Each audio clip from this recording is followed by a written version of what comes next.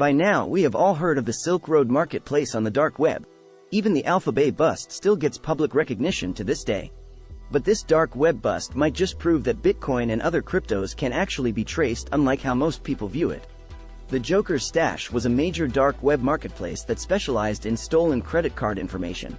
It had been operational for over 5 years, and had processed billions of dollars in illegal transactions.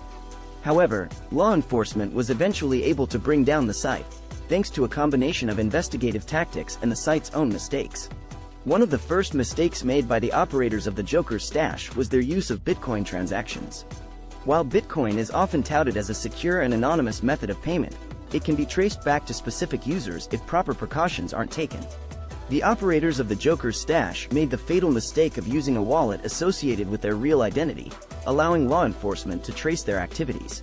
Another mistake made by the Joker's Stash operators was their lack of operational security.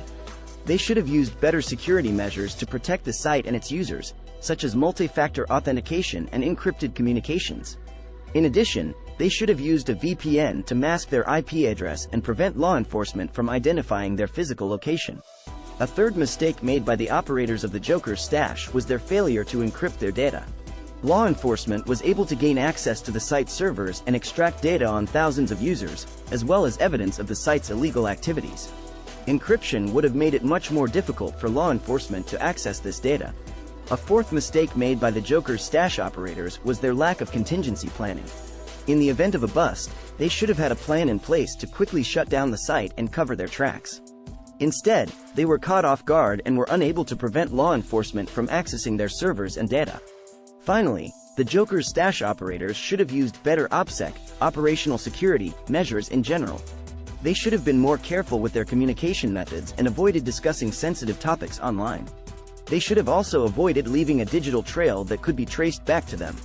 In conclusion, the Joker's Stash bust serves as a reminder that even the most sophisticated dark web marketplaces are not immune to law enforcement. The operators of the site made several critical mistakes, such as using traceable payment methods, failing to encrypt their data, and neglecting basic operational security measures.